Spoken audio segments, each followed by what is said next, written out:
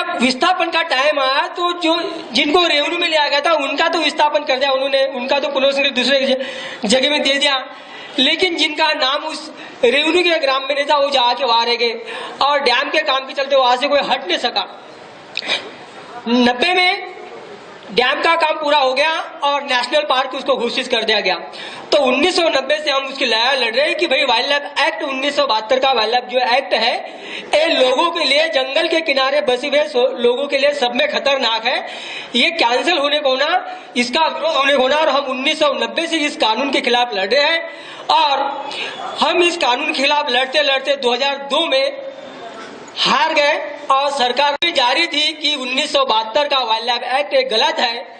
और 2002 में नया कानून बनना शुरू हुआ जो आदिवासी इतर पारंपरिक कानून 2006 में आया और ये 2006 का कानून आदिवासी के हित में, इसके साथ साथ अपने लोगों ने गलत तरह से इस्तेमाल किया कि ये आदिवासी किस लिए आया, ये ढिंढोरा पीटते रह गए और बाकी के लोगों को जंगल के ऊपर का अधिकार लेने से वंचित रखते रहे। इस कानून के तहत इस कानून ने सभी लोगों को बराबर का अधिकार दिया हुआ है।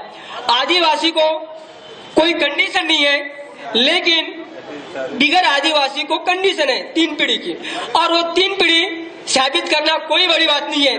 मैंने जब दावा पेश किया 2010 में तो मैंने 4 पीढ़ी साबित करके दिखाया गवर्नमेंट को कि मैं 4 पीढ़ी से वहां का रहवासी हूँ।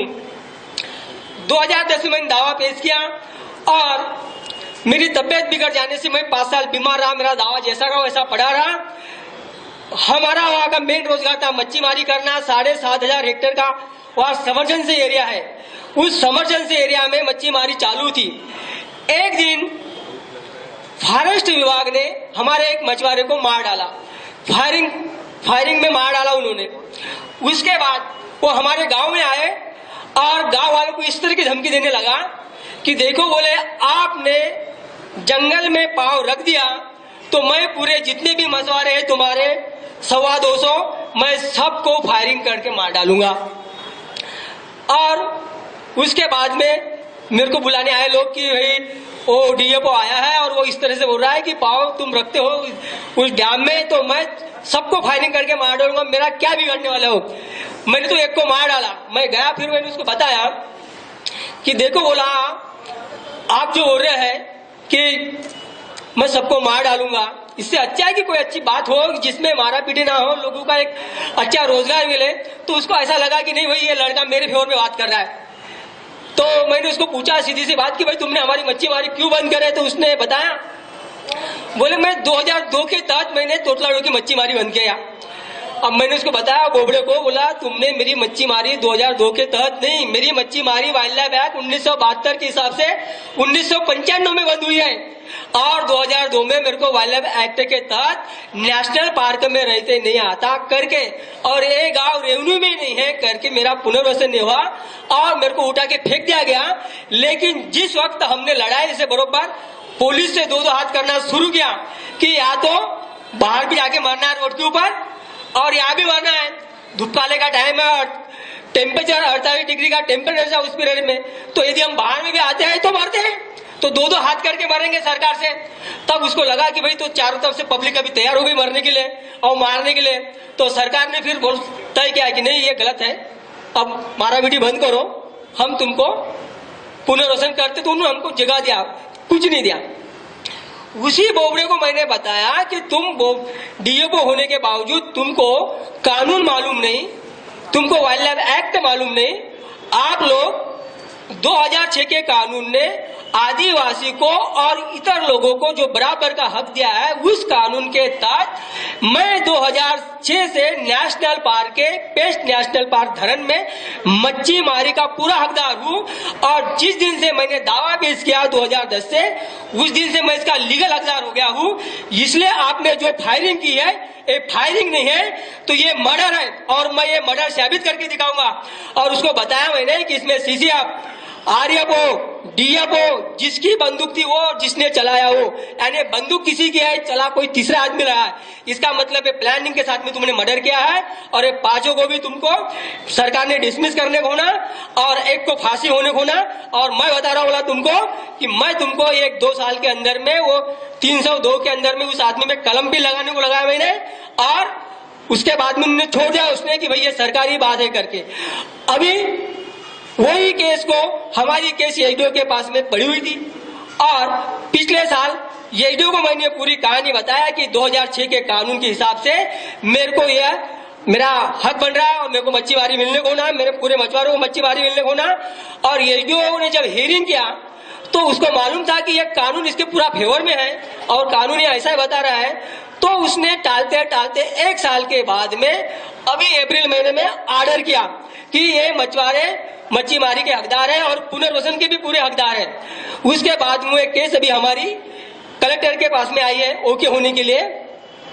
कलेक्टर ने 4 कलेक्टर, एक तुम्हारा सीसीएफ रेड्डी और एक आदिवासी अधिकारी, इनके सामने फिर से मेरी हियरिंग करवाया। मैंने खुद ही पूरी हियरिंग करवाया, कोई वकील नहीं लगवाया और जितना उसने पूछा उसने पूरा बताया। बताने के बाद अभी वो बोल रहा है कि मैं 1-2 हफ्ते में तुमको ऑर्डर देता हूं।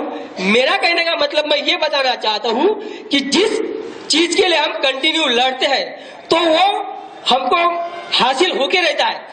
अब जब हमको हासिल भी हो जाता है और हमारे फेवर में कानून भी बन जाता है और हम उसको लेने के कगार में ही नहीं रहते। अब 2006 से कानून हमारे फेवर में आया है तो हमने जितने भी आदिवासी लोग हैं, जितने भी हम जंगल के किनारे रहने वाले लोग हैं, हमने पहले अपना हक जताने को होना, अपना दावा पेश कर लेने को होना।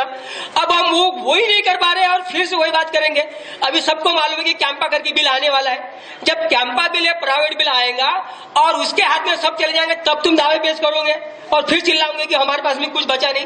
पहले दावे तो पेश कर लो, अपने हाथ में ले तो लो। ये मेरा कहने का मतलब है कि हम जो लड़ते हैं वो हमको हासिल होके रहता है, उसको टाइम लगता है और वो हमारा हासिल हो गया है।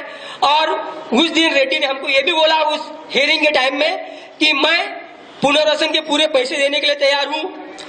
मैंने उनको बोला कि 1995 के कानून के हिसाब से जिसको जंगल से बाहर निकाला गया उस परिवार को 10-10 लाख रुपए होना, उनके बच्चे को सेपरेट परिवार 18 साल के ऊपर के मान के उसको 10-10 लाख रुपए होना और मेरे पूरे मछुआरों को 125 लोगों को मच्छीमारी का अधिकार भी होना। तो उसने हाँ बोला, बोले हम मच्छीमारी नहीं देंगे तो इसका कंपेंसेशन देंगे। बोले मैं बोला कंपेंसेशन नहीं होना, कंपेंसेशन इसलिए नहीं होना कि रोजगार नहीं मिल रहा आजकल, तुम रोजगार भी बंद करते जा रहे हो। तो उसने सब कबूल तो किया है लेकिन ऑर्डर नहीं दिया। अब देखते हैं कि वो कब तक का ऑर्डर देता है। बस इतनी बात बोल के मैं अपनी बात समाप्त करता हूं और मैं चाहूंगा कि जितने भी जंगल के किनारे जो भी लोग बसे हुए हैं, आदिवासी हो, दलित हो, ओबीसी हो, ब्राह्मण हो, ये सभी समाज के लिए कानून आया हुआ है और इन्होंने अपने जंगल के ऊपर अधिकार दिखा देने को ना, ताकि इनके पास एक प्रूफ के तौर पर रहे कि देखो ये मेरा अधिकार था, ये मेरे को दावा मैंने पेश किया था, तुमने उस पीरियड में, ये तुम्हारी गलती है। और नहीं तो कल हम दावा पेश नहीं करेंगे फिर बाद में चिल्लाएंगे और हमारे पास कुछ भी नहीं रहेगा। ये नहीं होने को ना। इतनी बात बोल के मैं अपनी बात समाप्त करता हूं। साथियों कुछ नए अपडेट्स आ रहे हैं। पता नहीं किस कारणवश हॉल वाले जो मैनेजमेंट है वो हमें कह रहे हैं कि कार्यक्रम को जल्दी खत्म करना है। शायद बहुत ज्यादा उनके ऊपर भी दबाव बन रहा है कि कार्यक्रम को ना होने दिया जाए। तो मैं हमारे वक्ताओं से भी अनुरोध करूंगा कि थोड़ा हम संक्षिप्त में बात को रखें। आंदोलनों की स्थिति क्या है और क्या हालात है, इस पे ज्यादा बात थोड़ा रखेंगे तो समझने में और सहयोग रहेगा, क्योंकि दिन भर से विभिन्न मुद्दों पे चर्चा हुई है। जो वाइडर डिस्कशन होना चाहिए था वो ऑलरेडी हो चुका है। तो मैं इसके आगे कनान माइनिंग क्षेत्र से विनोद गिलूरकर जी को निमंत्रित करूंगा कि वो अपनी बात संक्षिप्त में रखें। सन्माननीय डायस, उपस्थित बंधू आणि भगिनींनो, आदरणीय बाबूजींनी मला सांगितलं की आमचे एक शेतकरी आहे भगवानजी रच्छोरे, गोंडेगाव येथे त्यांचं शेत आहे। गोंडेगाव, पारशिवनी तहसील आणि जिल्हा नागपूर इथे त्यांचं शेत आहे। मागच्या अनेक वर्षापासून ते आपल्या मुलांना नोकरी मागण्याकरता WCL कडे प्रयत्न करत आहे नियमानुसार, परंतु त्यांना अद्यापही त्यांच्या मुलांना नोकऱ्या मिळालेल्या नाही। 1894च्या कायद्यानुसार 92-93 पासून लँड ॲक्विजिशनची प्रोसेस WCL नी केली आणि 25/6/1996ला त्यांनी अवॉर्ड पास केला. अवॉर्डमध्ये त्यांच्या तिघही मुलांच्या सातबारा होता आणि त्याच्यात त्यांचं नाव होतं अवॉर्ड कॉपीमध्ये. आणि एक ॲग्रीमेंट WCLच्या लोकांनी त्यांच्यासोबत केलं आणि रेव्हेन्यू डिपार्टमेंटनी ते मॉनिटर केलं आणि त्याच्यामध्ये त्यांनी म्हटलं की 60 दिवसामध्ये आम्ही नियमानुसार नोकऱ्या देऊ. परंतु अनेक वर्षापासनं बोगस लोकांना, बाहेरच्या लोकांना, ज्यांचं अवॉर्डमध्ये नाव नव्हतं आणि ज्यांची कमी जमीन होती, त्यांना त्यांनी नोकऱ्या दिल्या आणि ते लपवण्यासाठी, ते त्यांचा भ्रष्टाचार लपवण्यासाठी यांना त्यांच्या मूलभूत अधिकारापासून वंचित ठेवलं. बाबूजींकडे जेव्हा ते आले डिप्रेशनमध्ये होते आणि त्यांनी बाबूजींना सांगितलं, उमेश बाबूंना, मग आम्ही त्याच्यावर चर्चा केली, अभ्यास केला. CMDला त्यांच्या याच्यामध्ये आम्ही CMDला जवळपास मी स्वतः 3-4दा भेटलो, बाबूजी पण भेटले. आणि परंतु अप्लिकेशनमध्ये जे पॉझिटिव्ह कंटेंट्स होते की ते भूमिहीन झाले. म्हणजे लँड ॲक्विजिशन करताना जर एखादा शेतकरी भूमिहीन झाला असेल तर त्यांना नोकऱ्या ह्या दिल्याच पाहिजे असा नियमामध्ये प्रोव्हिजन असताना त्यांनी त्यांच्या मुलांना अद्यापही नोकऱ्या दिलेल्या नाही. आणि पॉझिटिव्ह कंटेंट्सकडे हे अधिकारी, अहंकारी अधिकारी, जे राजीव रंजन मिश्रा आहे, WCLचे CMD आहे, आणि संजय कुमार आहे, डायरेक्टर पर्सनल आहे, त्यांना सुद्धा आम्ही पर्सनली भेटलो आणि आम्ही सगळं समजून सांगितलं. त्याच्यानंतरही अनेकदा चक्रा मारून त्यांनी निर्णय दिलेला नाही. त्याच्यामध्ये ज्या लोकांना त्यांनी नोकऱ्या दिल्या त्याच्यामध्ये त्यांचे एरिया जो आहे तो एरिया जेव्हा कमी असतो तेव्हा 3 मुलांचे सातबारे असले तर 2 मुलांना नोकऱ्या देतात. तीही रिक्वेस्ट आम्ही करून पाहिली, अद्यापही त्यांच्यावर अन्यायच झालेला आहे आणि त्याच्याकरता आम्ही प्रामाणिक प्रयत्न करतोय.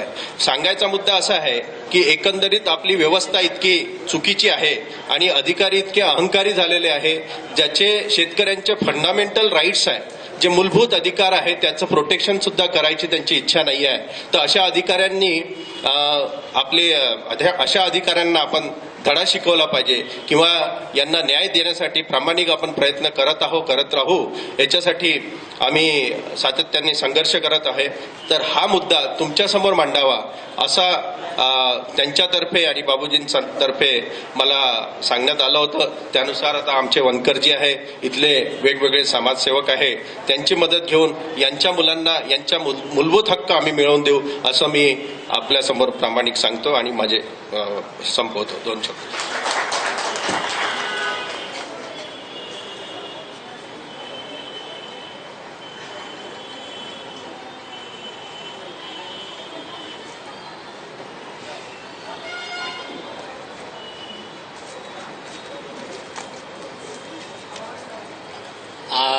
माफ़ कीजिएगा, थोड़ा वो हॉल के टाइमिंग की वजह से थोड़ा हड़बड़ी चल रही थी. थोड़ी देर के लिए हमें ब्रेक लेना पड़ेगा, लेकिन प्रॉब्लम सॉल्व हो गया, लेकिन उसमें भी ब्रेक है. मैं गोसीखुर्द प्रकल्पग्रस्त समिति जो पिछले बहुत सालों से गोसीखुर्द के प्रभावित हुए जो हम लोग हैं उनके अधिकारों के लिए संघर्ष कर रहे हैं, वहाँ के साथी विलास भोंगाड़े जी को मैं आमंत्रित करूंगा कि वो वहाँ के संघर्ष की बात रखें.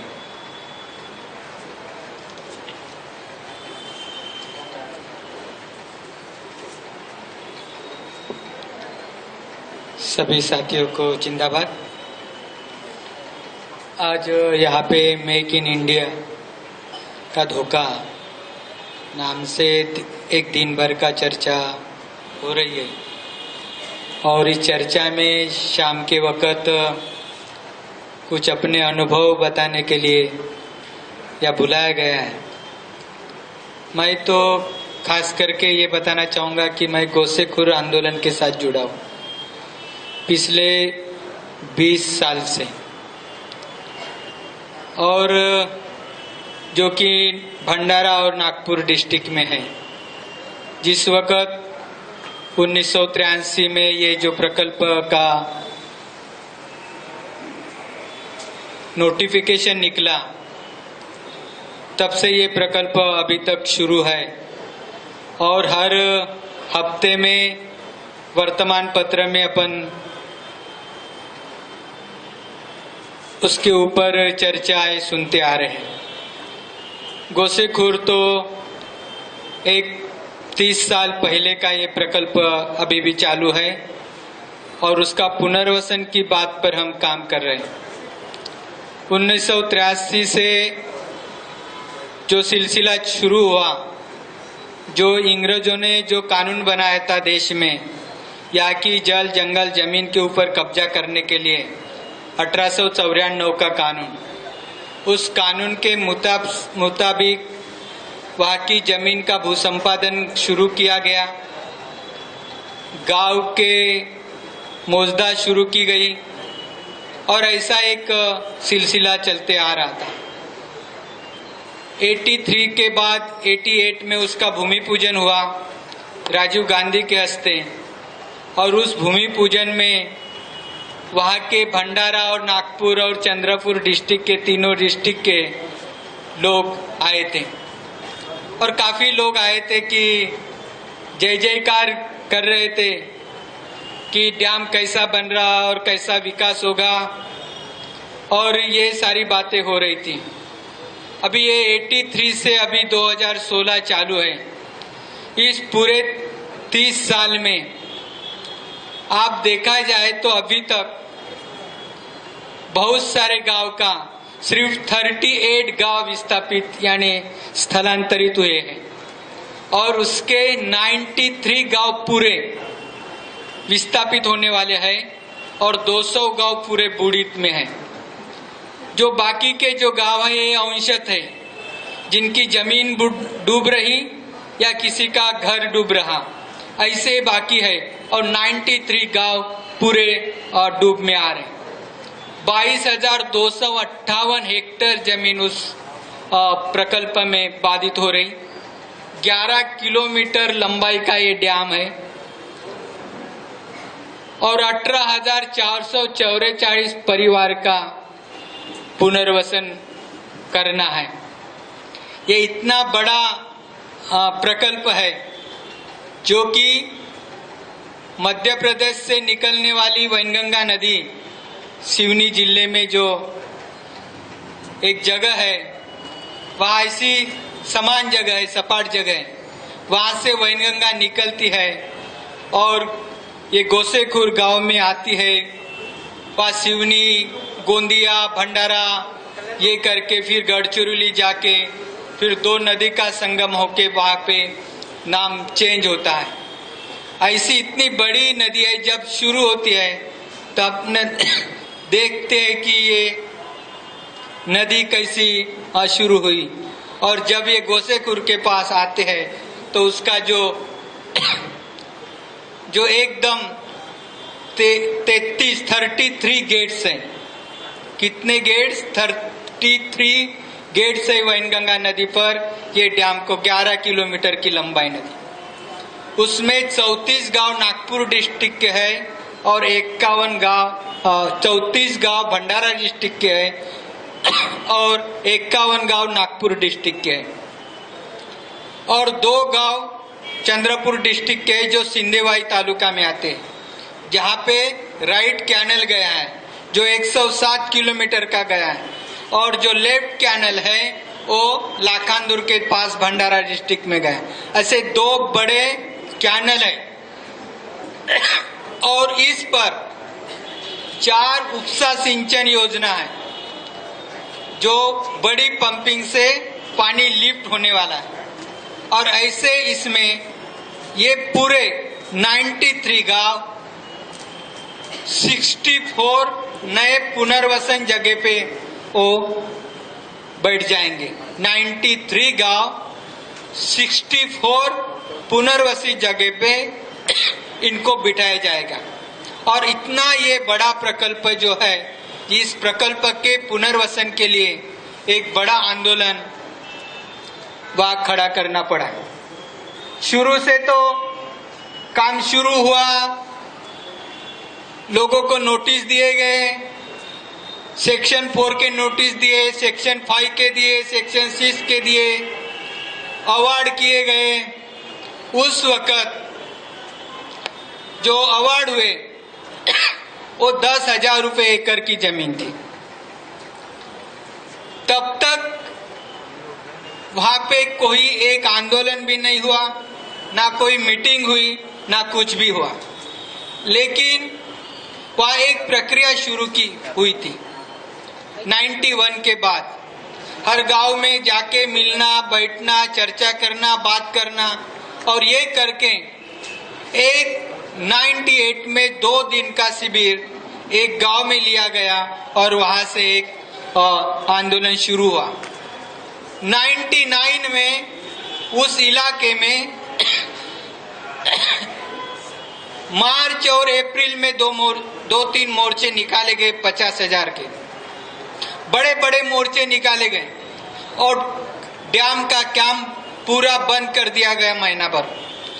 कि आप जो बात कर रहे पुनर्वसन की, आप नए गांवठान में लोगों को पुनर्वसित करने का जो सोच रहे, ये हमको प्लान बताइए।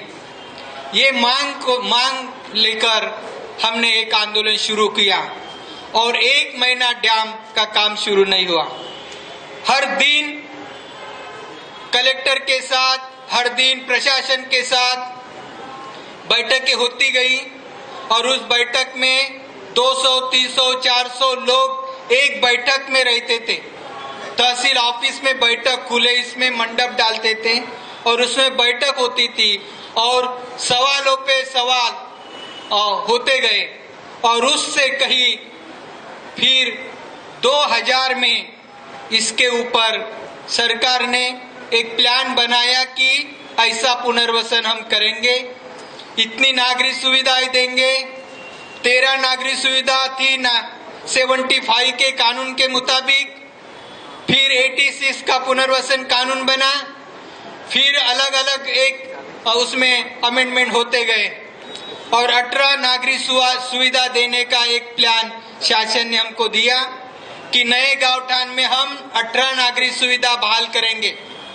उसमें पानी होगा, रास्ते होंगे, लाइनिंग हो गया, ऐसे पोस्ट ऑफिस होंगे, स्कूल होंगी, कोंडवाड़ा होगा, ये ऐसी 18 नागरिक सुविधा का एक ऐसा ये करके 18 नागरिक सुविधा ये की और कहीं ऐसी बातें होती गई और सरकार को गांव में आने ही नहीं देना था।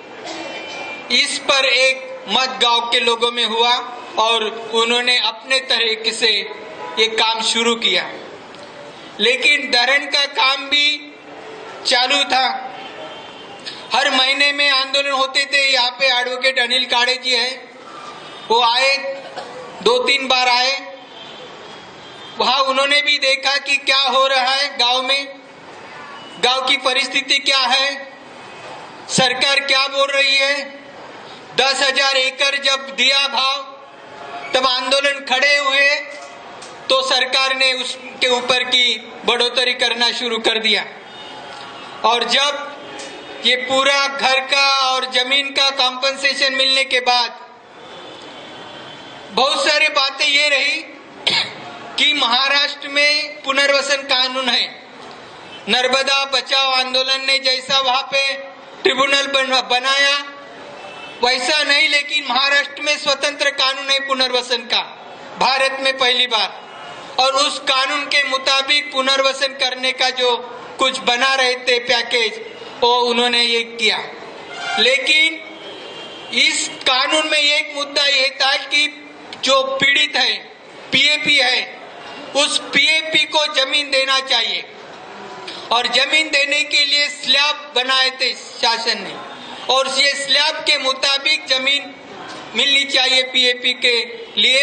एक आंदोलन बड़ा हुआ, आंदोलन होते ही रहे, लेकिन शासन ने 2009 में एक पैकेज जो जमीन के अभाव और घर का और इसका ये देने के बाद 2009 में एक पैकेज ला 152 करोड़ का और उसके बाद में उस पैकेज में सिर्फ इतना ही था कि सिर्फ हम घर बनाने के लिए 60,000 रुपए देंगे, लेकिन उसके ऊपर ही हम लोग नहीं रुक पाए। हमने बोला कि कानून में जमीन देने का प्रावधान है और शासन ने जमीन देना चाहिए और ये आंदोलन चलते रहा। 2013 में मुख्यमंत्री पृथ्वीराज चौहान थे, उन्होंने 1199 करोड़ का एक नया पैकेज घोषित किया डैम पर, और उसमें कहा कि पीएपी को हम जमीन नहीं दे पा रहे, लेकिन हम जो जमीन देना चाहते उस जमीन की कीमत हम 2013 के मुताबिक हम देंगे, और वो 11 से 99 करोड़ का पैकेज मंजूर हुआ। और जमीन का जो स्लैब के अनुसार जो जमीन देना था उससे वो पैसा दिया, और 2,90,000 रुपए हर परिवार के लिए आजीविका करने के लिए दिए गए, और 10,000 रुपया पर परिवार को व्यवसाय प्रशिक्षण के लिए दिया गया। और हर गांव में एक नया और प्रावधान 18 नागरिक सुविधा के ऊपर और नया उसमें ऐड किया गया कि 25 मकान के पीछे एक दुकान, ऐसा एक दुकान का एक व्यवसाय संकुल गांव में बनाने का एक उसमें ये पैकेज में बना गए। और उस आधार के ऊपर हम लोगों ने ये किया। तो ये सब करने के लिए 83 से 2013 तक, 88 में भूमि पूजन हुआ, और उसके बाद में जो चला एक साथ जो आंदोलन हुए उसका ये नतीजा हुआ था। और मुझे ये लगता है कि हर विस्थापित गांव में जो आप देखा जाए, और आज मैं देखता हूँ 2013 के बाद, तो मुझे उस गांव में नए गांवठान में वो लोग आए, और जिस तरीके से वो रह रहे, जो आप मकान देखेंगे एक अलग तरीके का आपको माहौल लगेगा। लेकिन ये जो है, जो चलने वाला है प्रोसेस, ये 2-3 साल के बाद और नया उसमें बदलाव आएगा, क्योंकि काम नहीं मिल पाएगा, नजदीक का पैसा भी जाएगा, तब बहुत परिस्थिति वो सामने आएगी। लेकिन आज जो बदलाव दिखाई दे रहा है, जो पैसे है, मकान बड़े बड़े बनाए, कुछ लोगों ने जमीन भी ली है, कुछ लोग नौकरी पे भी लगे हैं, और कुछ लोग काम भी कर रहे हैं। लेकिन वहाँ के सारे आदमी लोग बहुत सारे गांव में पड़े रहते हैं, सिर्फ महिलाएं काम पे जाती है आज के इसमें, और जिनके पास जमीन है वो अभी जमीन कस रहा है। तो ये परिस्थिति आज गोसेखुर गांव के हर गांव की है। और इस तरीके का जो 99 से आंदोलन चले 2013 तक, ये काफी महीने में 3-4 मोर्चे होते थे। उसमें नदी में मोर्चे निकाले, और मैदान में भी हुए, नागपुर में विधानसभा में मोर्चे हुए, और हर वक्त मोर्चे, आंदोलन, संगठन, सभाएं ये होते रहे, तब कोई हासिल हो सका, नहीं तो नहीं हुआ रहता। मुझे ये लगता कि विस्थापितों की लड़ाई में भी आंदोलन जारी रहेगा, तभी कुछ हासिल हो पाएगा, नहीं तो नहीं, ऐसा मुझे लगता है। मुझे यहाँ पे बोलने के लिए जो संधि दी है, मैं आयोजकों का धन्यवाद मानता हूँ। धन्यवाद। धन्यवाद विलास जी। विस्थापितों का संघर्ष अभी खत्म नहीं हुआ है, क्योंकि संघर्ष तो विस्थापन के खिलाफ ही है कि आने वाले समय में विस्थापन के विरोधी आंदोलनों को और ज्यादा सांगठनिक और मजबूत बनाने की प्रक्रिया को आगे ले जाना, और विस्थापन के मुद्दे को, जैसे हमारे छत्तीसगढ़ से आए साथियों ने बोला है कि जब तक हम संघर्ष को फिर से उस राजनीति के संघर्ष के साथ नहीं जोड़ पाए, तो उस संघर्ष की जो मुख्य धारा है कहीं ना कहीं भटक जाने के हमेशा एक धोखा हमारे सामने रहता है। मैं इसके बाद महाराष्ट्र ग्राम विकास जन आंदोलन के हमारे साथी रामदास जराते जी, इनको मैं निमंत्रित करता हूं कि वो गढ़चिरौली में चल रहे विभिन्न विस्थापन विरोधी जन आंदोलनों की बात आपके समक्ष साझा करें। रामदास जराते जी। सभी साथियों, लाल सलाम। अभी सुबह से ये जो मेक इन इंडिया का धोखा, ये जो कार्यक्रम चल रहा है, हमारे बुजुर्ग और काफ़ी इस क्षेत्र में अनुभव जिनके पास है, ऐसे हमारे वक्तागण सुबह से इस विषय पर मार्गदर्शन करते आए हैं, हम सभी उनको सुन रहे हैं। लेकिन गढ़चिरौली ज़िले में जो हमारी जल जंगल ज़मीन की और हमारे वहाँ के आदिवासी और उनके साथ कई पीढ़ियों से रह रहे पारंपरिक वन निवासियों के अस्तित्व और अस्मिता की लड़ाई कई दशकों से चालू है। सुरजागढ़ दमकोंडवाई इस खदान प्रकल्प को लेके ये संघर्ष पिछले कुछ दिनों से और भी तेज हो चला है। ये नए सरकार जब से आया है तब से आदिवासी का जल जंगल जमीन छीनने का जो प्रयास है सरकार का, वो काफी उग्र रूप लेके गांव तक आ रहा है। इसीलिए गढ़चिरौली जिले के सुदूर स्थित जंगलों में बसे छोटे छोटे गांव की ग्राम सभाएं पेशा और वनाधिकार कानूनों का सहारा लेके और अपने ऐतिहासिक संघर्षशील वारसा जो वीर बाबूराव जी सेडमा के बिरसा मुंडा से मिला हुआ है, उस वारसा को आगे चलाने के लिए आज भी जल जंगल जमीन को काबू पाने के लिए सरकार कर रही प्रयत्न के खिलाफ वहाँ की जनता लड़ रही है। हमारे सुरजागढ़ इलाके के प्रमुख सैनोजी गोटा और हमारे लालसू जी नरोटे ने आपके ऊपर सामने वहाँ का सिचुएशन प्रकट किया था। लेकिन ये जो लड़ाई है ये इतने में ही खत्म होने वाली नहीं है, तो वहाँ की लड़ाई अभी से और तेज चालू हो जाएगी। गोटा साहब ने बताया कि वहाँ पहाड़ी के तरफ जाने वाला रास्ता अभी बनाना कंपनी ने चालू किया है और बड़ी तादाद में बीएसएफ और अन्य मिलिट्री वहाँ पे सरकार द्वारा लगाई जाने की वजह से एक संघर्षशील माहौल बना है। इस मुद्दे को सामने रखकर हमने वहाँ एटापल्ली, भामरागढ़ और धानोरा ये एरिया में ग्राम सभा सक्षम करने का एक नियोजन बनाया है। इस ग्राम सभा में ना सिर्फ पुरुष तो काफी महिला का सहभाग रहना चाहिए, इसलिए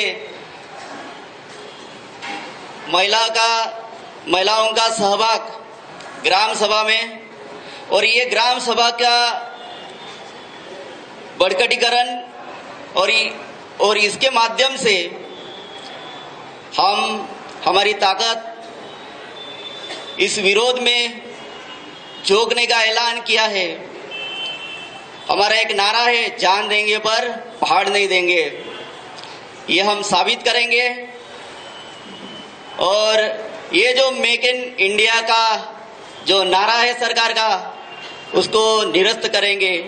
मैं आप सभी साथियों को ऐलान करूंगा कि ये भविष्य में कुछ दिनों के बाद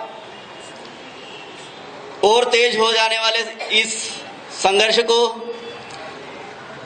जीतने के लिए हमारी ग्राम सभाओं को, हमारे आदिवासी बंधुओं को जीत मिलने के लिए आप सभी महाराष्ट्र के विभिन्न और देश के विभिन्न राज्यों में संघर्ष करने वाले संगठन हमारे इस ग्राम सभाओं के साथ सहकार्य के लिए आगे आएंगे।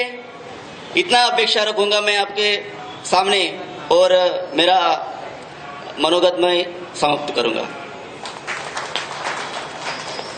एक बार लाल सलाम, लाल सलाम जिंदाबाद, इनकलाब जिंदाबाद। साथियों, हमारा आवाज दिनों दिन कम होता जा रहा है, हमारा आवाज बढ़ते जाना चाहिए। यहाँ से कुछ ऊर्जा लेके जाएंगे तभी हमारे गांव, ग्राम सभा और गांव और हमारे क्षेत्र में हम सरकार के जो रची जा रही साजिश है उसके खिलाफ कुछ अच्छा विजय हासिल कर पाएंगे। इसलिए आवाज को और ये कार्यक्रम खत्म होते होते बुलंद करो, ऐसा मेरा आपको विनती है। धन्यवाद जराते जी। गढ़चिरौली जो बहुत सालों से, लंबे अरसे से शोषण के खिलाफ संघर्ष का एक महत्वपूर्ण केंद्र रहा है, जो आज भी देश के तमाम मुक्ति संघर्षों को एक दिशा दिखा रहा है, वहाँ के संघर्ष में आप सभी महाराष्ट्र के और साथी और देश के विभिन्न क्षेत्र से आए हुए साथी और सहयोग दे और इस संघर्ष को मजबूत बनाने में हमें सहयोग करें। सही बात रामदास जराते जी ने आपके सामने रखी है। इसके बाद मैं किसानों के मुद्दे पर काम करने वाले हमारे साथी अमित पावड़े जी को मंच पर आमंत्रित करता हूं।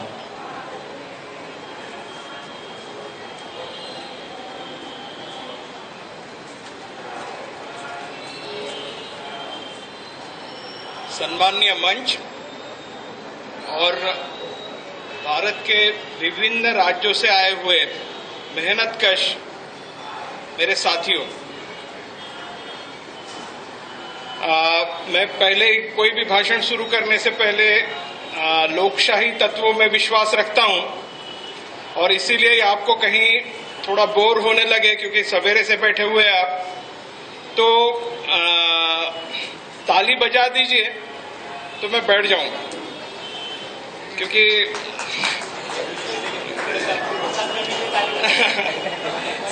7 से 8 मिनट की चिट्ठी आई हुई है। मैं आपका ज्यादा टाइम लूंगा नहीं, क्योंकि किसानों की समस्याएं आप लोगों को बहुत ज्यादा अच्छे से, मुझसे ज्यादा अच्छे से मालूम है, क्योंकि मेरा आधा व्यावसायिक आयुष्य देश की सीमाओं पे गया हुआ है। 17-18 साल ही हुए मैं किसानी कर रहा हूं और किसानों के आत्महत्या पे काम कर रहा हूं। मैं जब पूर्वोत्तर में था तब मैंने वहां का संघर्ष बहुत करीब से देखा हुआ है। मेरे पास पूर्वोत्तर के 7 राज्य थे जो बहुतांश सीमाओं से जुड़े हुए थे।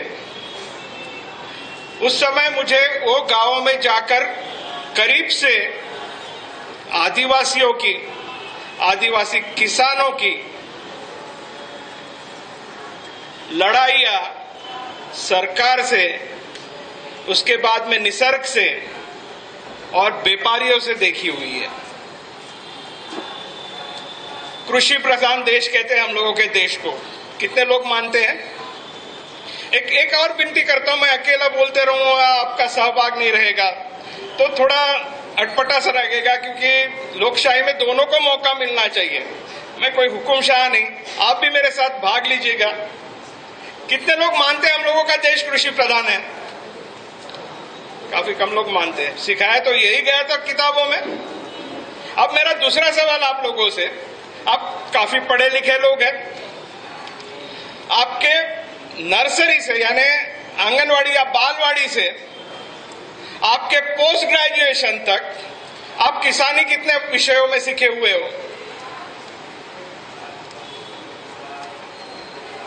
कृषि प्रधान के देश में के लोग हो, किसानी कहीं भी पढ़ाई नहीं जाती है आपको। जब पढ़ाई नहीं जाती है तो उसमें प्रगति होगी कैसे, बताइएगा। और इसीलिए आपको हर गांव, हर तबका, इसमें से 2 चीजें दिखेंगी, एक विस्थापन और दूसरा स्थलांतरण। दोनों ही इसमें हम लोग किसको भुर्दंडित कर रहे हैं? किसानों को। और क्यों दे रहे ये दंड, ये समझ लीजिए क्यों दे रहे। उस दिन एक केंद्र के मंत्री जी से मेरी इस बारे में बहस हुई। मैंने उनको बोला कि मुझे किसानी करने के लिए 1 रुपया एकड़ में आप खेती दीजिए। तो बोले पागल हो गए आप। बोला टाटा जी को आपने नैनो प्लांट बनाने के लिए 1 रुपया एकड़ में गुजरात में यदि खेती दे सकते हो तो कृषि प्रधान देश में एक किसान को 1 रुपए एकड़ में क्यों नहीं खेती दे सकते हो?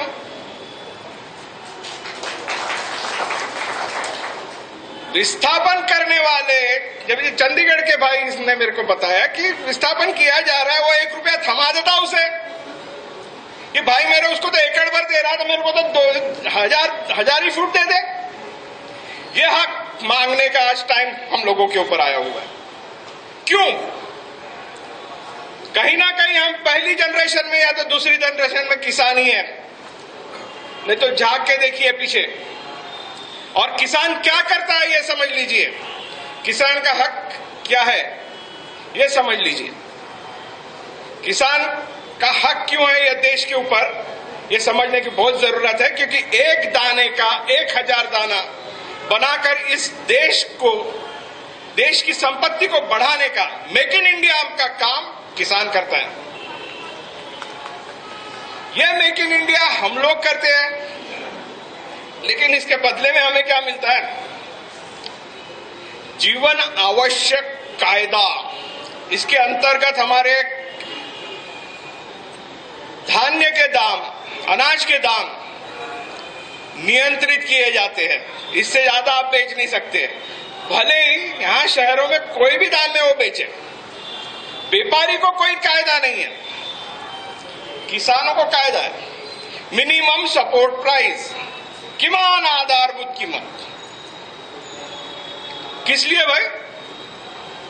कोई कार के ऊपर डाल मिनिमम आधारभूत कीमत कि भाई तू 600% नफा नहीं ले सकता इसके ऊपर। उसके बाद में यही नहीं रुकता है। कल मेरे एक किसान भाई ने 5 पैसे का किलो भर कांदा, यानी 5 रुपए में 100 किलो कांदा बेचा, प्याज। उससे भी बुरी खबर यह है कि तोड़ने का दाम पुराता नहीं है, ऐसे टमाटर के खेत उजाड़े जा रहे हैं। दोस्तों समझ लीजिए, ये मेरे नाक या मुंह क्यों बंद किए जा रहे हैं, उसका कारण एक है, मेरी जमीनें इनके आंखों का नासूर होते जा रही है। इनके आंखों में सल रही है मेरी जमीनें, और ये छीनना चाहते हैं मेरी जमीनें। इसलिए मुझे इतना तंग किया जा रहा है। 16 घंटे बिजली मेरे गांव में बंद है कि इस तरह से परेशान होकर गांव से शहरों की ओर लोग पलायन करें। उद्योगों को सस्ते में मजूर मिले, इसलिए अनाज के दाम ही कम कर दो। किसान मरता है, मरने दो। 4 लाख किसान आत्महत्या हो चुकी है मित्रों। और जिस समय मुझे 4 पैसा कमाने का मौका आता है, अभी देखिए तुअर तो बाद में आएगी, पहले मूंग और उड़द की फसलें निकलेगी। कल की ही आपकी पेपर की न्यूज है, बाहर देशों से 90,000 टन दालें आयात की गई है। कल तक के 200 रुपए किलो बिकने वाली दाल कल मुझे गांव से निरोप आया कि 55 रुपए किलो में मांग रहे हैं। मित्रों समझ लीजिए, मुझ पे निर्यात बंदी का जुल्म किया जाता है और वहीं नहीं रुका जाता है, तो आयात करा के भी मेरे दाम गिराए जाते हैं। इस तरफ आप, ये कैसा वैश्वीकरण है, ये कैसा जागतिकीकरण है?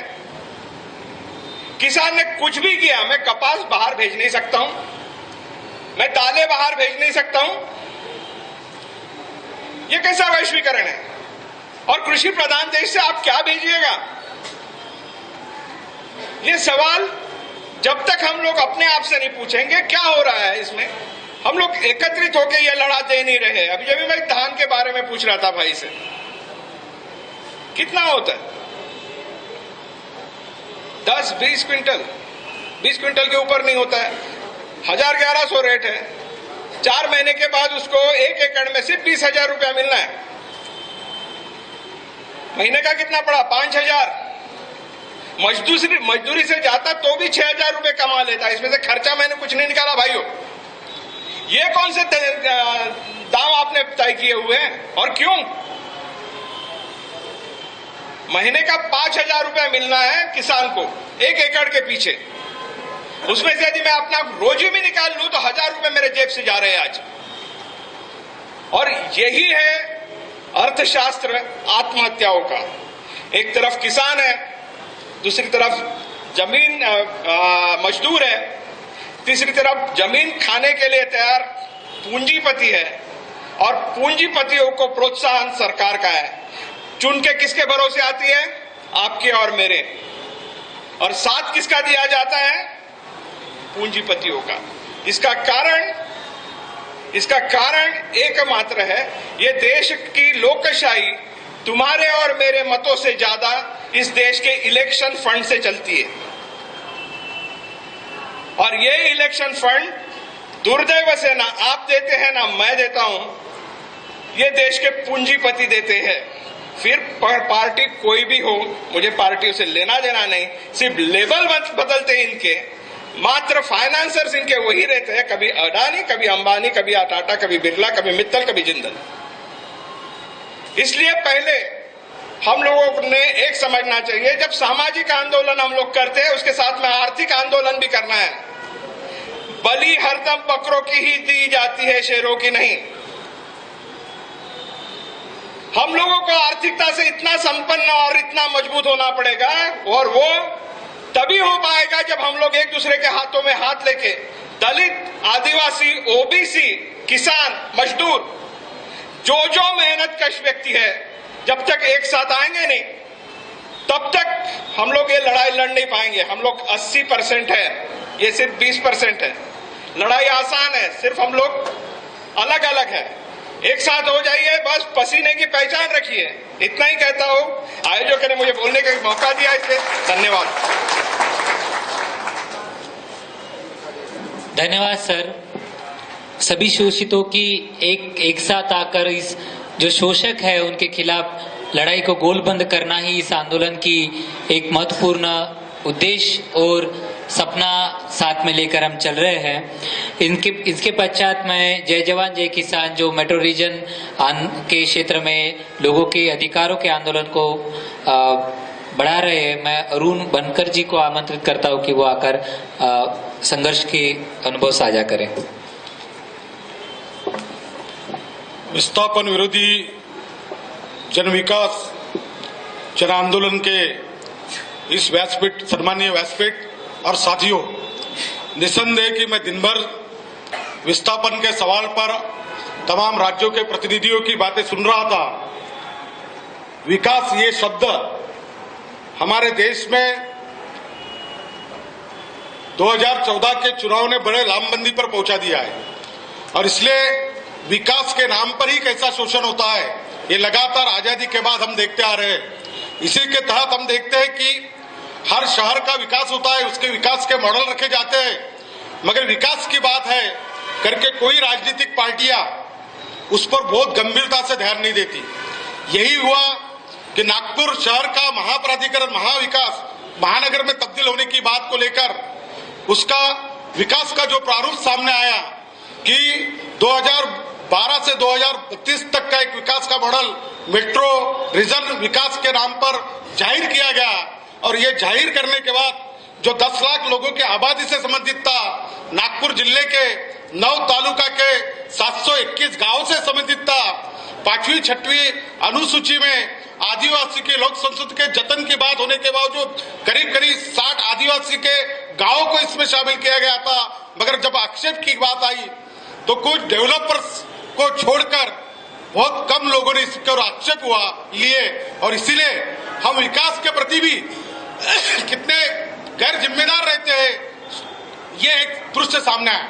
साथियों, जो विकास का मॉडल नागपुर मेट्रो रीजन के रूप में रखा गया, देखा यह गया है कि शहर का विकास तो किया जाएगा, उसमें जो जमीनों पर विविध प्रकल्पों के लिए पुलिस थाने से लेकर एजुकेशन से लेकर एमएससीबी टावर के लेकर ये तमाम चीजों के लिए जो आरक्षण रखे गए, वो आरक्षण किसानों के खेत जमीनों पर रखे गए, सरकारी जमीन पर नहीं।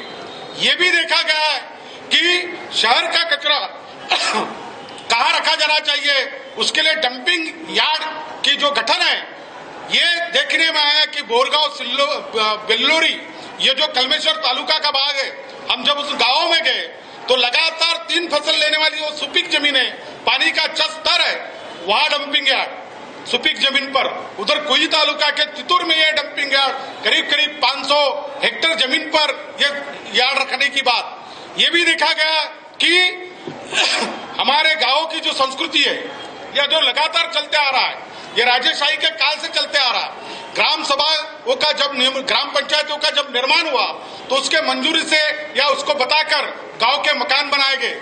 ये जो मेट्रो विकास प्रारूप जब प्रस्तुत किया गया उसमें स्पष्ट लिखा कि MRTP एक्ट के तहत अगर मंजूरी नहीं है तो उसको अनाधिकृत माना जाएगा और गांव के वो तमाम 9 तालुका के 721 गांव के वो तमाम मकान करीब करीब 2 लाख मकान या अनाधिकृत तय हो गए। उससे गांव से लगकर बहुत से प्लॉट के लिए जमीनें बेची गई है। ये 10 लाख के करीब करीब लेआउट ये अनाधिकृत के श्रेणी में चले गए। जब देखने में आया तो इसके पीछे का मकसद क्या है? ये पूरा विकास का प्रारूप NIT को दिया गया। NIT एक ऐसी संस्था जो 1937 से नागपुर शहर का शोषण करते आ रही है, जिसके तरफ अगर ये दिया जाए तो वहां के अधिकारी तय करते हैं कि ये अवार्ड में या आरक्षण में इसको छुड़ाने के लिए क्या करना, और भारे माप पैसा फिर लिया जाता है अंदर से, उसके सर्टिफिकेट के बिना वो कोई लीगल होता नहीं, और जब तक लीगल होता नहीं तब तक बैंक कर्जा देती नहीं। और इसलिए इसके शिकार नागपुर शहर के वो 572 रहे, 1900 लेआउट रहे, अनेकों जमीनें उसकी शिकार रही, उसके लूट के शिकार होते हैं। उसी NIT के हाथ में ये जब प्रारूप दिया तो उसने जो प्रारूप श्रेष्ठ किया, आराखड़ा तैयार करने वाले कोई भारतीय कंपनी नहीं, हमारे अधिकारी नहीं, तो ब्रिटेन के हल्कुरो कंपनी को ये दिया गया, जिससे गूगल के ऊपर से सरकार की ये जो मंशा रखने वाले लूट की जो मंशा रखने वाले लोग हैं उनके आधार पर यह प्रारूप बनाया गया और यहाँ किसानों पर लादा गया। जय जवान जय किसान ने जब प्रारूप प्रस्तुत किया, जब हुआ, जब उसका अभ्यास किया तो ये महसूस किया कि गांव की जनता को ये समझ में नहीं आएगा, हम लोगों को इसका पुढ़ाकार लेना होगा। ये तमाम गांव का भ्रमण देकर गांव को जगाया गया। हमने पहली जो विजय हासिल की है, जो बिल्लोरी और तितूर में डंपिंग यार्ड, सरकार को मजबूर होना पड़ा और सरकार अब उससे पीछे हट चुकी है।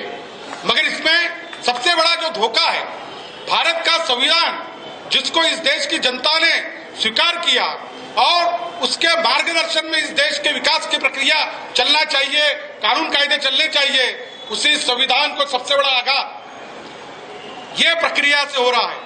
ये 721 गांव जहां करीब करीब 300 ग्राम पंचायतें आती है, ये ग्राम पंचायतों को बेदखल कर दिया जाएगा।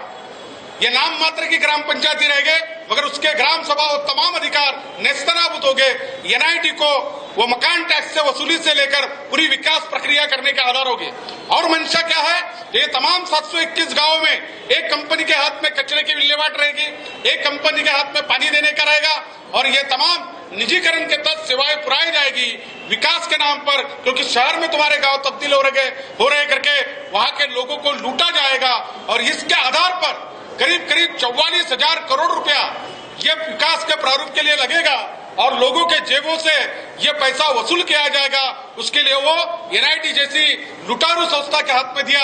और साथियों, ये अगर कायम रहा तो निसंदेह कि NIT लोगों के जेबों से इतना रुपया लूटेगी और ये तमाम रुपया लूट कर विकास के नाम पर जो आने वाली कंपनियां हैं उनके हाथ में जाएगी। हम देख रहे हैं नागपुर शहर में ONGC रहे, ये तमाम कंपनी रहे, ये तमाम कंपनी के हाथ में पानी दिया गया, आरोग्य सेवा भी जा रही है, ये तमाम चीजें कचरा चला गया है। यही प्रारूप वो लागू किया जाएगा।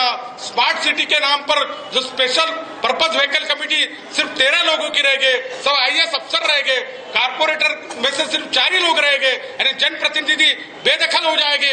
और ये ब्यूरोक्रेसी, ये प्रशासकीय व्यवस्था, इसका सब नियंत्रण करेंगी पूंजीपति कारपोरेटर के दलाल बनकर उनकी कंपनियों की नुमाइंदगी करूंगी। यह है विकास का मॉडल। लड़ाई प्रखर है। हमने अखबारों के माध्यम से उसको प्रभावित कर जागृति करने में काफी कामयाबी हासिल की, इसको ये किया। मगर एक सवाल हमारे सामने स्पष्ट है कि मोदी की सरकार रहे या उसके पूर्व की सरकार, जिसने WTO के तहत अपने आप को नंगा गोरा लाचार बना दिया है, जिसके लड़ने की क्षमता नहीं, जिनमें इस देश के प्रति कोई देशाभिमान नहीं, स्वाभिमान नहीं है, ऐसी हालात में इस लड़ाई को अगर लड़ने की बात है, तमाम साम्राज्यवादी आक्रमण से अगर बचाने की अगर तैयारी है, तो इस मुल्क के इस जनता को ये करना होगा। और इसलिए मैं आप तमाम लोगों की लड़ाई से प्रभावित हूँ। मेट्रो रीजन के खिलाफ की लड़ाई हमारी ये जारी है। ग्राम पंचायत के अधिकारों को सुरक्षित रखना, जिला परिषद के अधिकार को सुरक्षित रखना, ग्राम सभा का अधिकार। बी.डी. शर्मा जी लगातार ग्राम सभा के अधिकार के लिए जागृति करते चले गए और इसलिए उससे महत्व समझ में आया गांव वालों को कि हमारी ग्राम सभाएं कितनी महत्व की है। और सरकारें इन्हीं ग्राम सभाओं पर आघात कर रही है, तुम्हारे जल जंगल जमीन के अधिकारों को पर कुठाराघात कर रही है, उससे नेस्तनाबूद कर रही है, जनप्रतिनिधि के अधिकारों का हनन करने जा रही है। और इसलिए ये लड़ाई बहुत और कारगर बनती है और इसलिए मैं आपके प्रति एकता प्रदर्शित करते हुए अपना निवेदन समाप्त करता हूं। जय हिंद, इंकलाब जिंदाबाद। धन्यवाद अरुण भाऊ। इनके बाद मैं मिहान प्रकल्पग्रस्त नागरिक मंच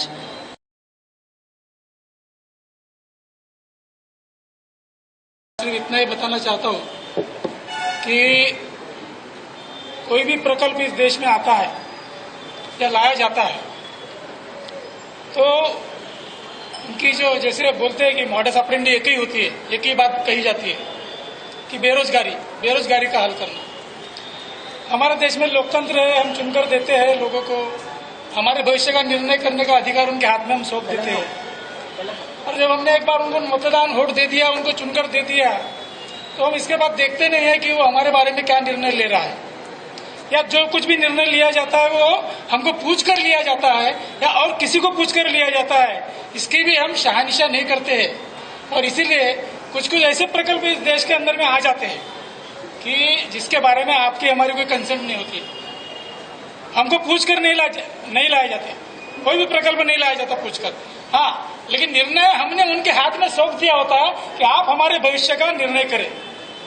वैसा ही एक जो प्रकल्प नागपुर शहर में आया था, ये नागपुर शहर का प्रकल्प जनता की कोई डिमांड नहीं थी। जनता ने कहीं नहीं बोला था कि ये नागपुर शहर के अंदर में मिहान नाम का कोई प्रकल्प लाया जाए। और जब जब जनता मांग करती है तो जनता का हित उसके अंदर में निहित होता है। ऐसा इस भाग में हुआ है। कलमेश्वर का जो टेक्सटाइल मिल बना, कलमेश्वर का टेक्सटाइल मिल जब बना तब उसके लिए आंदोलन हुआ, जनता ने उसका आंदोलन किया। हम यूथ फेडरेशन चलाते थे, वहाँ एक नौजवानों का संगठन था, संयुक्त यूथ फेडरेशन, संयुक्त नौजवानों का एक संगठन बनाया था। उनकी लड़ाई हुई कि कलमेश्वर के अंदर में टेक्सटाइल लाई जाए और वो आई, सरकार को लाना पड़ा। और जब वो सरकार ने लाया तो उसमें से जो कुछ भी रोजगार जनता की मांग पर जाता है तो जनता के फायदे का वो होता है, क्योंकि जनता तय कर लेती कि इसके अंदर में हमारा फायदा है। और वो टेक्सटाइल मिल आई और वो चली। उसके बाद में सरकारी नीतियां टेक्सटाइल के बारे में जो कुछ भी है तय हुई, बदली। उसके बाद में उन्होंने वो टेक्सटाइल पॉलिसी की वजह से सारा देश का टेक्सटाइल खत्म हो गया था। कलमेश्वर में भी वो हुआ और वो कुछ प्रमाण में रोजगार वहां पर मिला। आज वो चल रहा है, टेक्सटाइल मिल चल रहा है, लेकिन वो कैसे चल रहा है? आज की नीतियों के अंतर्गत चल रहा है। सारा प्राइवेटाइजेशन और सारे ठेकेदार वहां पे बिठा दिए, पुराने लोग बाहर कर दिए गए और उड़ीसा से इधर उधर से लोगों को लाकर उनको एक ऐसा एनक्लोज एरिया बना के रख दिए। मकान वहीं पे, खाना वहीं पे, जाना वहीं पे, जनता से उनका कोई संपर्क नहीं। इस तरह से वहां पे आज चल रहा है। दूसरा जो उदाहरण है वर्धा का उदाहरण है, जो जनता की डिमांड पर आया था। और जनता की डिमांड थी कि भूगांव का जो स्टील प्लांट है वो भूगांव का स्टील प्लांट होना चाहिए, जिसके अंदर में आंदोलन हुआ था।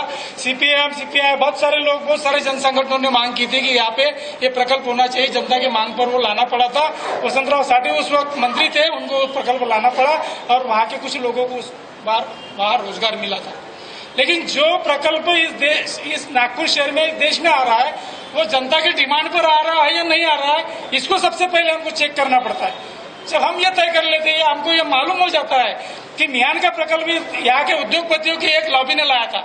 वेद नाम की एक लॉबी थी, वेद नाम के लॉबी ने वो प्रकल्प लाया था और वेद नाम के लॉबी ने अपने हित में, अपने वेस्टेड इंटरेस्ट के लिए लाया था। और उसका पूरा मार्केटिंग करने का कोशिश, ये जो आज के जो मंत्री है नितिन जी गडकरी, उन्होंने मार्केटिंग किया पूरा कि ये कितना फायदे का है। यहाँ ऊपर से 300-400 हवाई जहाज चलते हैं और वो मार्केट, वो जो मालवाहक हवाई जहाज यहाँ उतरेंगे, अभी 8 उतरते हैं तो 816 उतरने वाले हैं। फिर इतना रेवेन्यू आने वाला है, फिर ऐसा होने वाला है, वैसा होने वाला है। फिर मिहान में क्या होने वाला है? फिर रिक्रिएशन क्लब रहेगा, रेस कोर्स रहेगा, 5 स्टार होटल रहेंगे, फिर 5 स्टार हॉस्पिटल रहेंगे। ये सारा प्रोजेक्ट रिपोर्ट के अंदर में है। और ये बोलकर लोगों का मत परिवर्तन करने की कोशिश की गई, लोगों को प्रभावित करने का काम किया गया। और वो प्रकल्प इस नागपुर शहर के अंदर में लाया। 10,000 एकड़ जमीन के ऊपर उन्होंने कब्जा किया ना। जहां जहां हमने आंदोलन किया वहां हमने रोका उसको। जिस बस्ती में मैं रहता था, जहां पर मैं वो आंदोलन करता था, जहां पर मकान प्रभावित होने वाले थे, हजारों मकान प्रभावित होने वाले थे, हमने बोला कि हमको ये प्रकल्प नहीं चलता, ये प्रकल्प का हम विरोध करेंगे। आप हमको विकास के विरोधी कहो और कुछ कहो, हमने उसको बर्दाश्त किया। लोगों ने हमारी मीटिंगों में हमले भी किए, चर्चा हुई। आज उमेश जी चौक पे उमेश बाबू जी बोल करके उन्होंने एक आयोजन किया था ये मोर भवन में विमान के बारे में।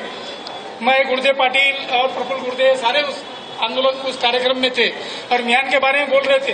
तो मियान के बारे में इन्होंने एक बात तो छुपा दिया था कि मियान में एक स्पेशल इकोनॉमिक जोन है।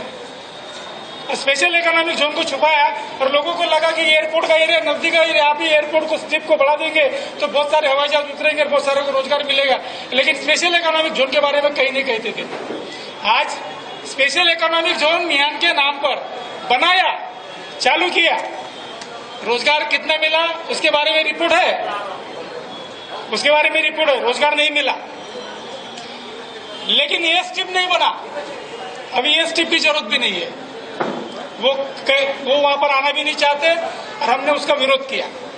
और जब भी उन्होंने हमारे जमीन को, हमारे मकान को टेप लगाने की कोशिश किया, हमने उनको रोका, आने भी नहीं दिया। कई पुलिस केस हमारे ऊपर आज भी है।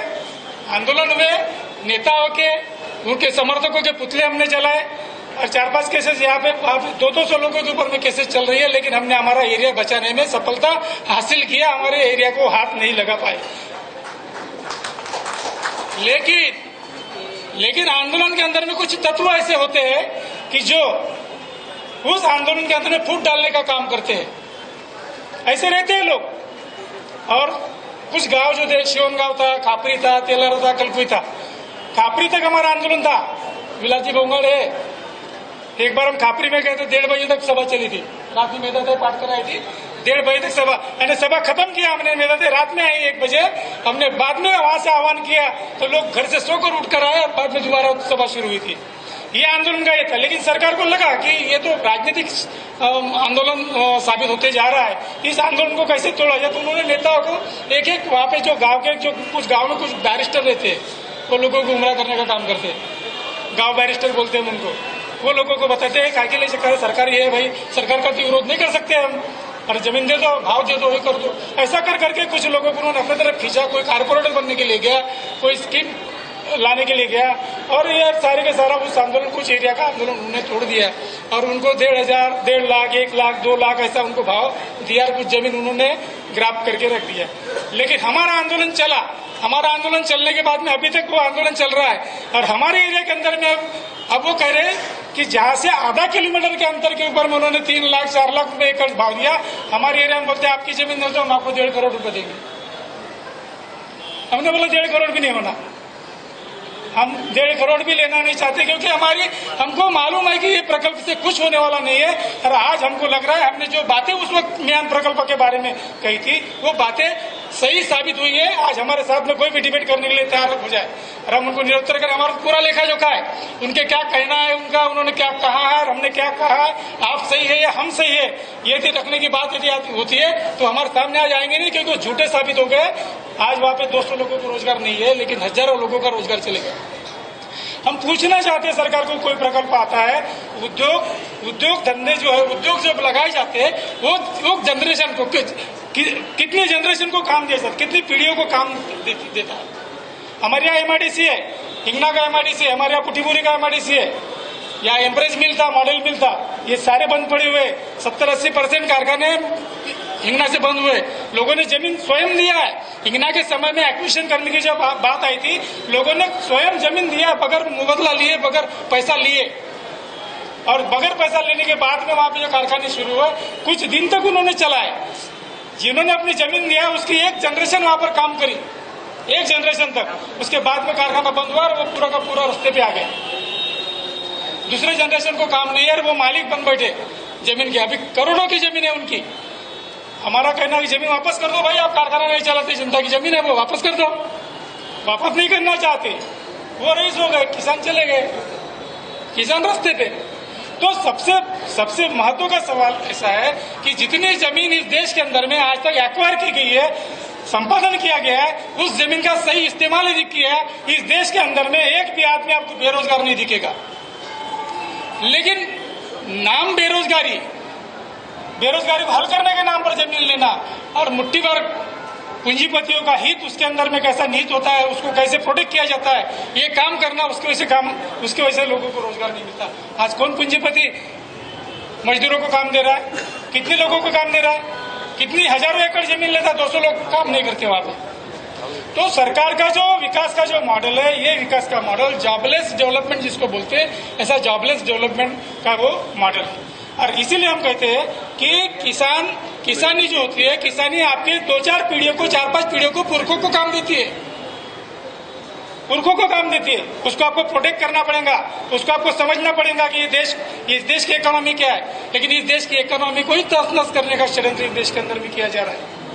आज हम बोलते किसान परेशान है, पानी नहीं आ रहा, क्यों नहीं आ रहा भाई? बारिश नहीं आ रही, क्यों नहीं आ रही? कौन है जिम्मेदार इसके लिए? सोचना चाहिए। जिन उद्योगपतियों ने, जिन कारपोरेट कंपनियों ने, बड़े बड़े धन्ना सेठों ने जो जंगलों को ऊपर में कब्जा करने का जो काम शुरू किया है, जमीन खोदने का काम शुरू किया है, खनिज संपदा को लूटने का काम शुरू कर दिया है, उसका पर्यावरणीय परिणाम यह है कि इस देश के किसान को डबल मार पड़ रही है। और किसानों को जो डबल मार पड़ रही है, उसके लिए जो शक्तियां जिम्मेदार, उसके खिलाफ में लड़ने की आज जरूरत है।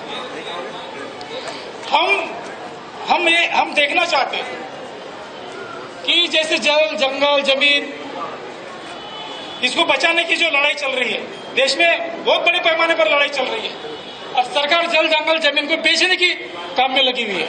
अब मैं पूछना चाहता हूं कि जमीन मेरी, जंगल भी हमारा और पानी भी हमारा, जिसको सरकार ने निर्माण ही नहीं किया है, उसके ऊपर सरकार अपनी मालिकियत कैसे बता सकती है?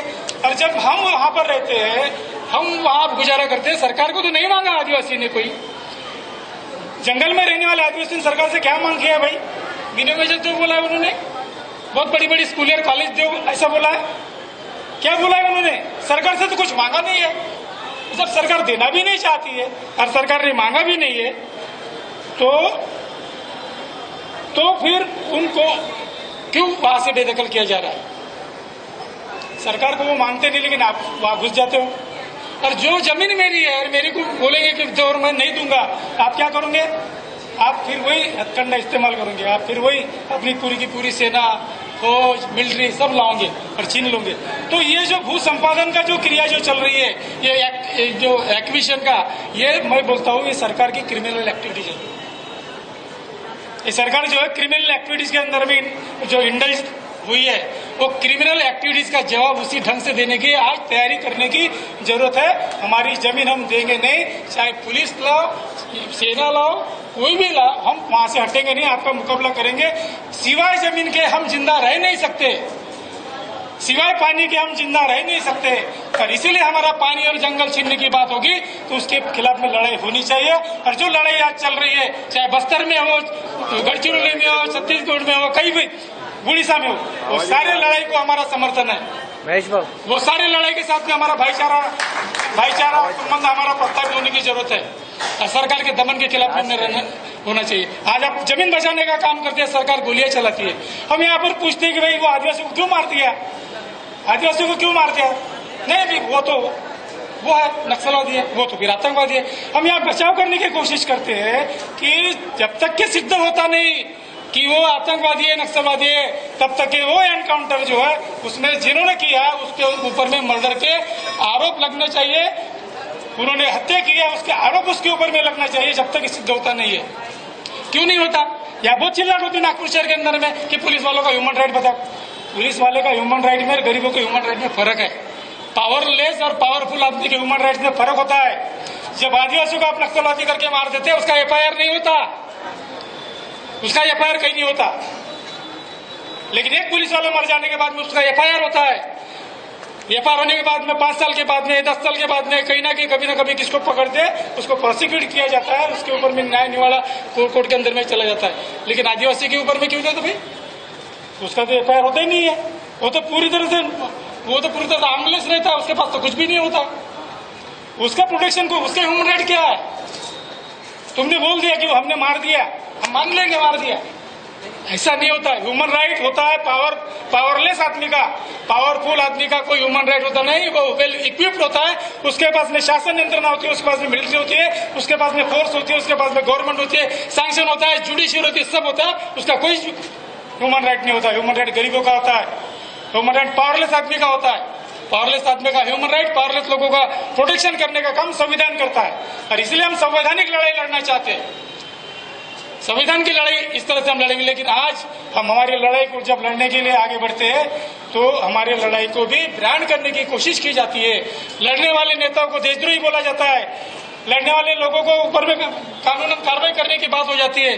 बहुत सारी बातें, आज बहुत समय हो गया करके मैं बात नहीं करूंगा, लेकिन बहुत सारी बातें बोलने की जरूरत है, क्योंकि इस देश के अंदर में देशद्रोह, देशभक्ति की सैद्धांतिकी चल रही है। और जिन्होंने अंग्रेजों के साथ भी मिलकर देश के साथ में गद्दारी किया, वो देशभक्त बनने का बहुत बड़ा काम इस देश के अंदर में कर रहे हैं। उनके देशद्रोह के जो धब्बा लगा हुआ धोने का काम उन्होंने सरकार में आते शुरू कर दिया। ये बहुत बड़ा विषय, इसके बाद में बात करेंगे। लेकिन संघ परिवार के फैसिज्म के खिलाफ मैं आपको सजग करना चाहता हूँ कि सबसे पहले जब स्टेट टेररिज्म के खिलाफ में लड़ते थे, तानाशाही की सरकार के तानाशाही के खिलाफ में लड़ते थे, तो हमको तब जुडिशरी मदद करती थी और हम उसका मुकाबला भी करते थे। लेकिन आज हमको 2 मोर्चे पे लड़ने की पड़ रहा है, क्योंकि आज फैसिज्म के खिलाफ में जब हम लड़ते थे केवल सरकारी फैसिज्म, सरकारी तानाशाही के खिलाफ में नहीं, तो ये जो संघ परिवार का जो गुंडागर्दी एलिमेंट जो है, फासिस्ट एलिमेंट है, बजरंग दल, विश्व हिंदू परिषद और ये सारे के सारे 100 मुंह के लोग जो बने हुए, ये आज हम हमला करने के लिए आमादा है। ये आज हमारे ऊपर सबसे पहले हमला करते हैं। उसका परिणाम हमने देख लिया है कि इस देश के अंदर में, महाराष्ट्र के अंदर में डॉक्टर दाभोलकर जैसे की हत्या होना, कॉमरेड पानसरे जैसे की हत्या होना, डॉक्टर कलबुर्गी जैसी की हत्या होना, और ऐसे कई नेताओं को मारने की कोशिश करेंगे और सरकार उसका कुछ नहीं कर सकती है। सारे के सारे हमलावरों को आज भी सरकार पकड़ नहीं पाई है, क्योंकि हमला करने वाले भी वही है, इन्वेस्टिगेशन करने वाले भी वही है। इस तरह से देश की वातावरण बन गई है। इसके खिलाफ में आपको हमको लड़ना पड़ेगा, और जब तक हम लड़ेंगे नहीं तब तक हम हमारे देश का भविष्य नहीं बना सकते। इतना कहता हूँ, अपने 2 शब्द समाप्त करता हूँ। जय हिंद, जय भारत।